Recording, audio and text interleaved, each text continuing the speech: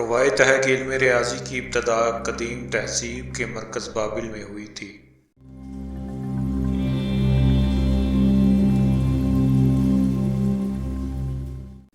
اگرچہ مورخین یہ بتانے سے قاصر ہیں کہ انسان نے چیزوں کو گننا اور وزن کرنا کب اور کہاں شروع کیا، یا انسانی معاشرے میں وقت اور فاصلے کی پیمائش کا آغاز کب ہوا تھا، کیونکہ ہجری دور کے انسانوں کے ہاں غاروں میں اب تک ایسے آثار دریافت نہیں ہوئے جن سے ان کی حساب دانی پر روشنی پڑ سکے۔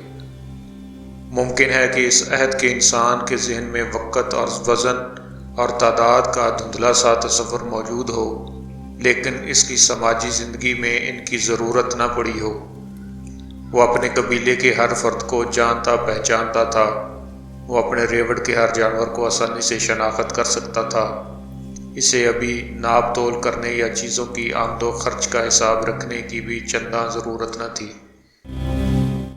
البتہ جب اس نے سفری زندگی ترک کر کے حضری اور زرعی زندگی اختیار کی اور وہ اپنے مصرف سے زیادہ چیزیں پیدا کرنے لگا اور ان چیزوں کی خرید و فروخت ہونے لگی، تو سماجی ضرورتوں نے انسان کو لامحالہ وزن، پیمانہ اور گنتی کے طریقے ایجاد کرنے پر مجبور کر دیا۔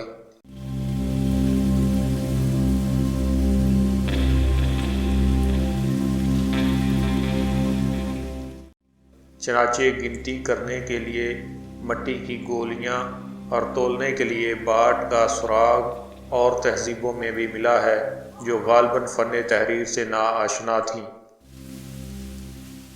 مگر سومیر اور اکاد کے پروہت اپنے مندروں کی آمدنی اور خرچ کا باقاعدہ حساب رکھتے تھے۔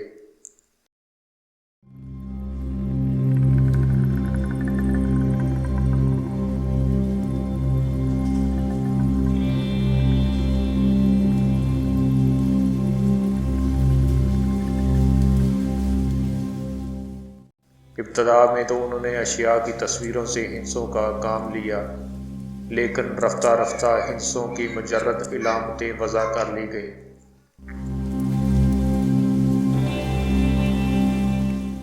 بابل کی تہذیب انہی تہذیبوں کی پیش رو تھی۔ اب چونکہ ہندسی نظام وضع ہو چکا تھا، اسی ہندسی نظام کو بابلی نظام اعداد کہا جاتا ہے۔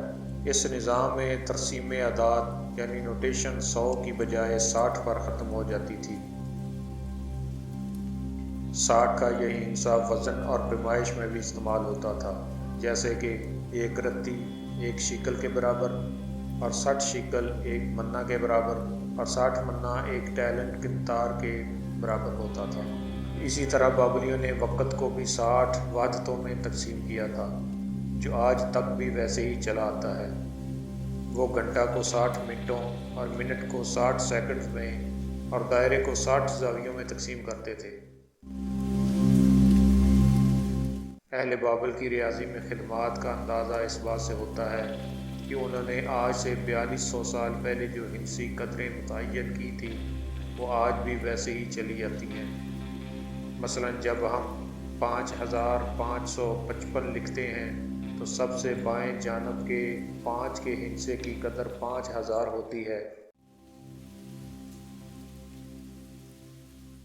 یہی قدر بابلیوں کے ہاں بھی مستعمل تھی۔ مختلف القدر ہندسوں کا اصول وضع کرنا اہل بابل کا عظیم کارنامہ ہے۔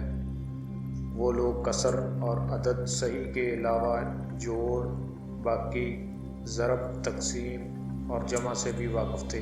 نیز دوسرے مقامات سے 18ویں صدی قبل از مسیح کی علم حساب کی جو لوحیں ملی ہیں، ان کی تعداد کل 300 کے قریب ہے۔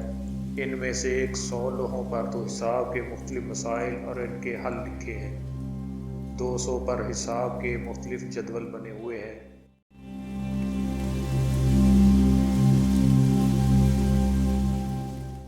مگر ان لوحوں پر صفر کی کوئی علامت نہیں ہے۔ اس سے یہ ثابت ہوتا ہے کہ کم از کم 18ویں صدی قبل از مسیح تک بابلی صفر کے استعمال سے ناواقف تھے۔ صفر کی ایجاد انسانی ذہن کا قابل قدر کارنامہ ہے، کیونکہ اسی ہندسے سے عدم کو وجود کی اور نفی کو اثبات کی شکل ملتی ہے۔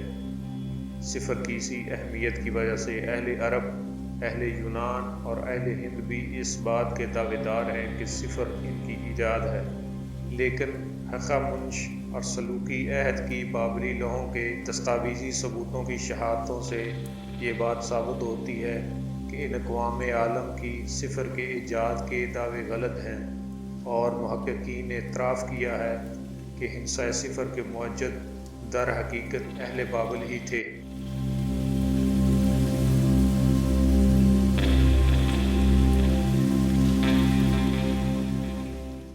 بابلی لوحوں کے مطالعے سے پتہ چلتا ہے کہ اہل بابل ابتدا میں صفر کی علامت کو تو بطور وقفہ کلیل یا کوما کے طور پر استعمال کرتے تھے۔